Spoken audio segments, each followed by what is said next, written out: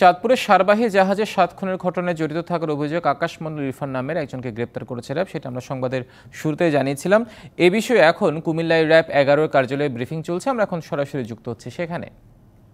মণ্ডল ওরফে ইরফানের দেওয়া তথ্য অনুযায়ী মূলত জাহাজের মাস্টারের ওপর তার পূর্বের ক্ষোভের কারণেই খাবারের সাথে ওষুধ মিশিয়ে সবাইকে চেতনানাশক ওষুধ মিশিয়ে খাবার পর কেউ তো লাইভে নাই, তাই না ভাই?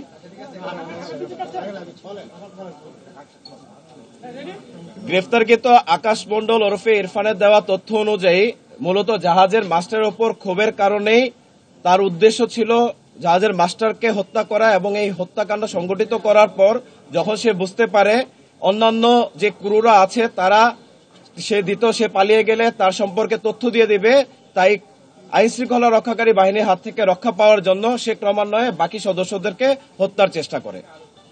Double million offer Walton fridge কিনে পেতে পারেন 20 লক্ষ টাকা, রয়েছে কোটি কোটি টাকার নিশ্চিত উপহার। গ্রেফতারকৃত আসামি আকাশ মণ্ডল ওরফে ইরফানের দেওয়া তথ্য অনুযায়ী তার মূল ক্ষোভ ছিল মূলত মাস্টারের ওপর, এবং মাস্টারের ওপর এই ক্ষোভ থেকেই তিনি পূর্ব পরিকল্পনা করে মাস্টারকে হত্যা করে পরবর্তীতে সে পলায়নের পথ বেছে নেওয়ার উদ্দেশ্যে যখন গমন করবে তখন তার কাছে মনে হয় জাহাজের অন্যান্য সদস্যরা তার ব্যাপারে তথ্য দিলে সে পুনরায় ধৃত হতে পারে।